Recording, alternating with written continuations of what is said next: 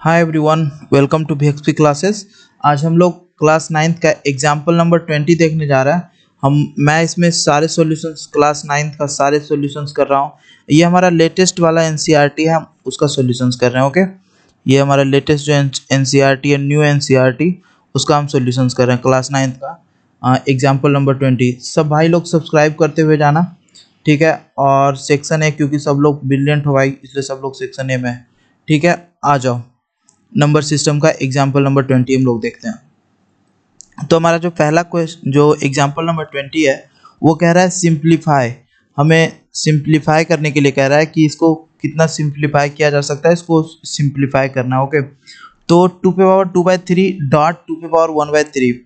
तो इसके लिए हमें एक एक्सपोनेंशियल लॉ हमें जो जानना चाहिए वो है ये है, ठीक है।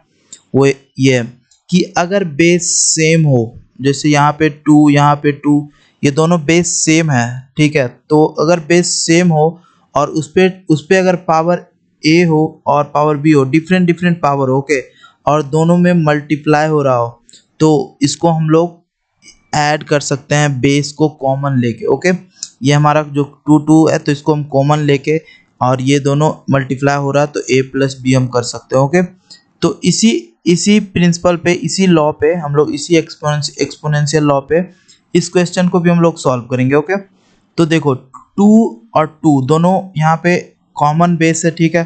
तो इसमें से हमने कॉमन रख रखा है 2। उसके बाद ये जो हमारा a है, इसको हमने a बोला, इसको हमने b बोला, तो यहाँ पे आके हमने क्या किया, a प्लस बी। ओके, ये हमारा a प्लस बी हो गया, जो कि हम इस एक्सपोनेंशियल लॉ से हम देख सकते हैं। ओके, आ जाओ हम लोग देखते हैं इसके बाद नेक्स्ट सॉल्यूशंस। तो जैसे कि यहाँ पे 2 पे पावर, इसको हम लोग ऐड करेंगे। ओके, जैसे यहाँ पे 2 के जगह पे p होता, p पे पावर a इंटू p पे पावर b, तो यहाँ पे हम क्या करते, p को कॉमन लेते, a प्लस b करते।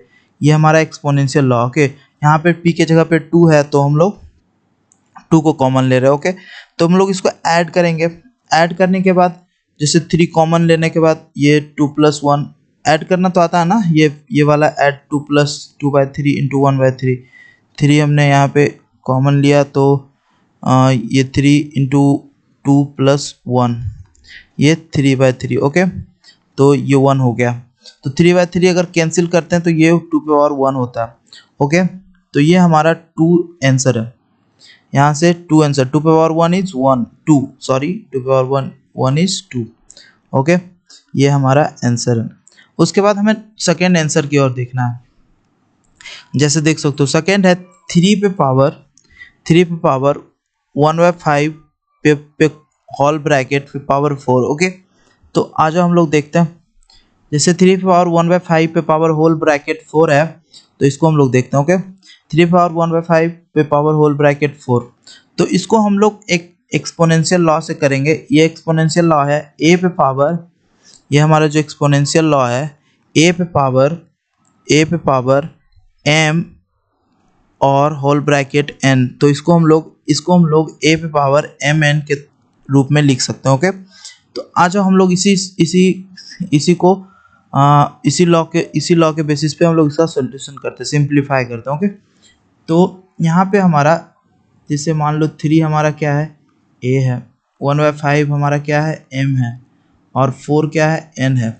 तो ये हम लोग जानते हैं a पे power m whole bracket n is equal to a पे पावर mn। ओके, तो इसी तरह हम लोग 3 पे पावर 4/5, क्योंकि m हमारा 1/5 है और n हमारा 4 है, तो 4 इंटू 1/5 इज 4/5, 3 पावर 4/5, ये हमारा आंसर है। ओके, 3 पावर 4/5 ये हमारा आंसर है। उसके बाद आ जाओ नेक्स्ट हम लोग देखते हैं।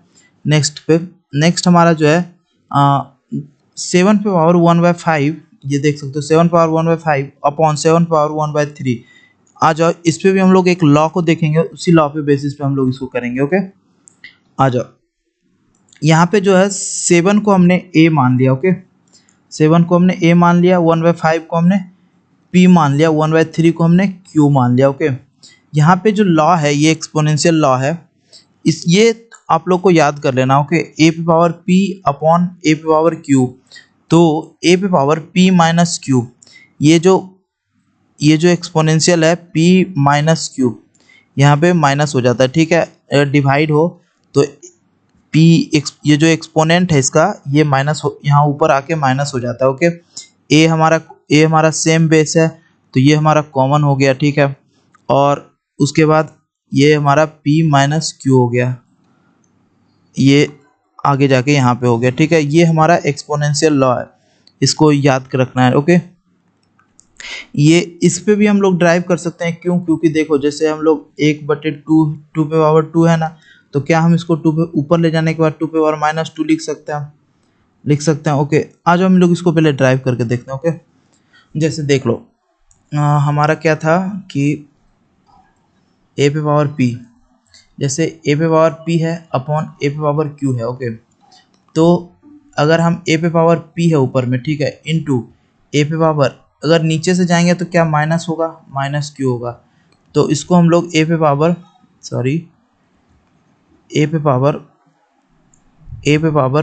p माइनस q लिख सकते हैं, वही हमने वहाँ पे लिखा है, ओके। तो ये हमने सॉल्यूशंस किया, क्योंकि देखो जैसे अगर मान लो a पे पावर 2 पे पावर 2 है तो ऊपर ले जाने के लिए क्या करना होता है, 2 पे पावर माइनस 2। a पे पावर 3/3 स्क्वायर है तो ऊपर ले जाने के क्या होता है, 3 पे पावर माइनस 2। ये हम लोग उसको माइनस करके ऊपर ले जा सकते हैं। तो सेम इसी तरह a पे पावर q है तो उसमें मैंने ऊपर लेके गया माइनस q किया। उसके बाद हमने आपको मल्टीपल वाला पढ़ाया है कि ऐड करना होता है, तो ऐड करने के बाद यहाँ पे माइनस q है। अब मान लो उसके बाद हम लोग a पे पावर p इंटू a पे पावर माइनस q, तो दोनों को ऐड करेंगे a पे पावर p माइनस q, ये हमारा हो गया, ओके। आज हम लोग सॉल्यूशन देखते हैं, ओके। तो इसी बेसिस पे हम इसको माइनस करेंगे, ओके।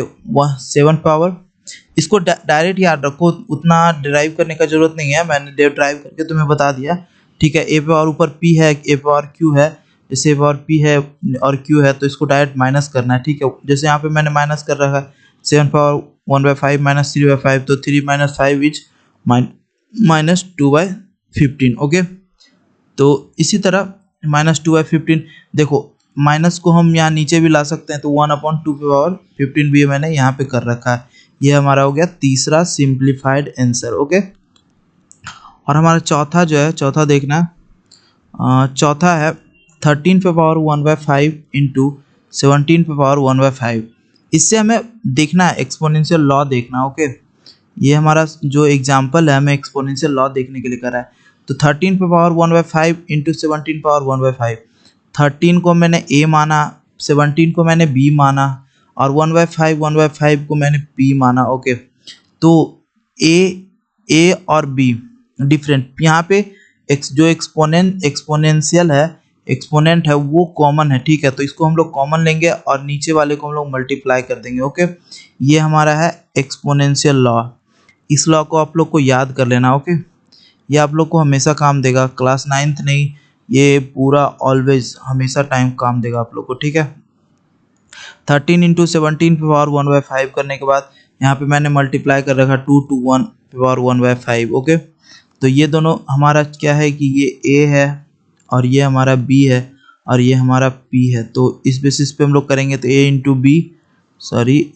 b पे पावर p, ओके। p हमारा 1/5 है जो हमने कॉमन ले रखा है, इंटू इसको करने के बाद ये हमारा आंसर है, okay. Thank you for watching, हम लोग मिलते हैं नेक्स्ट वीडियो में और नेक्स्ट सॉल्यूशंस के साथ। तब तक आप लोग सब्सक्राइब करते हुए जाओ, शेयर कर दो अपने दोस्तों के साथ एंड कमेंट करो, अगर कोई भी डाउट हो किसी भी तरह का तो कमेंट करो।